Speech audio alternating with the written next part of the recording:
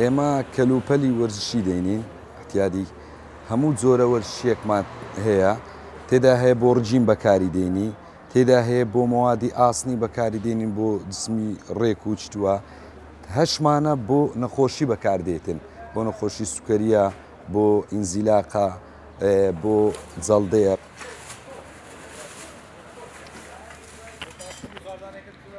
پێویستم بۆ ئامێرە وەرزشیە بوو نەخۆشێکمان هەیە لە ماڵۆشەکەی هەیە بەڵام زۆر سەدای دکتۆرمان کردو بەڵام وەکو لایەنە دەروونەکەی تا ئیسفادەی لە شەکرەوتی ئیسفادەی ناکەی بەڵام زیاتی وەرزش ئیسفادەی لێ دەکەی بەڵام سەردانی و برادرانم کردو ئێستا و ئامێرەم کڕێبوو لە ماڵەوە نەخۆشێکمەیە شەکری هەیە منداڵە هەم پێویست هەم بۆ زەعیف بوونەوە شەکرە عادەتەن ئەگە بۆ خەڵەو بوون خراپە زەعیفێ باشترە بە وەرزشەکەی زیاتر ئەو شەکرەیە نایەڵێ ئێستا ئەوم کڕێەوە ئامێرە کە ئیسفادی لێ بکەین ئینشاڵڵا بۆ شەکرە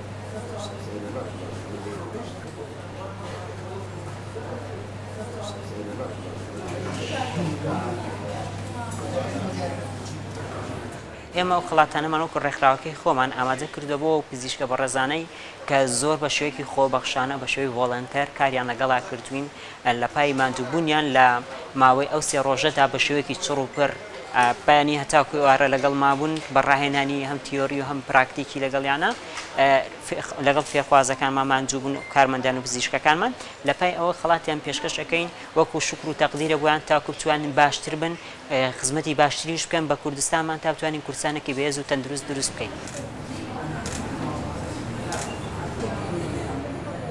ئەمڕۆ بەشداریم کردووە لە خولی 360 کە بۆ زیاتر پەرەپێدان بە توانەکانی خۆم و دەستخۆشیش لە کاحەسەنەکەم بۆ ئەم جۆرە خولانەکەی کاتەوە بە هیوای کاری باشتر و زۆر دڵخۆشم ئەمڕۆ بە پێدانی بڕوانامەکان پێمان.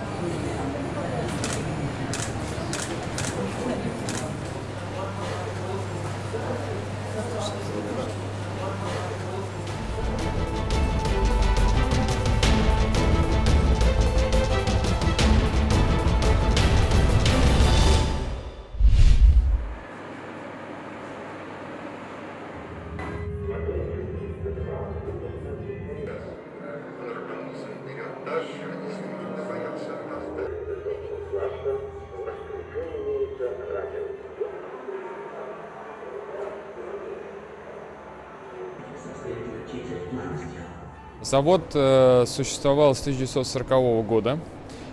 Первая его машина вот за мной здесь находится, КИМ 1050, он еще не назывался «Москвичом», Коммунистический интернационал молодежи. Ну, собственно, что у нас на выставке, это фрагмент, это яркие машины, 30 машин, несколько сотен артефактов с этим связанных, из коллекции нашего музея «Московский транспорт» и частных коллекций самых разных. Есть даже вещи, которые были утрачены.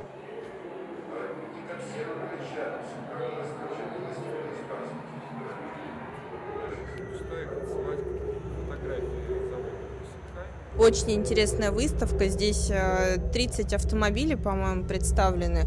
Самое интересное здесь гоночные болиды. Решили именно в этот музей, так как у меня ребенок увлекается коллекционными всякими разными старыми автомобилями, он очень много про них знает. Вот, и поэтому мы пришли именно сюда, целенаправленно шли в этот музей, даже приобрели коллекционную машинку.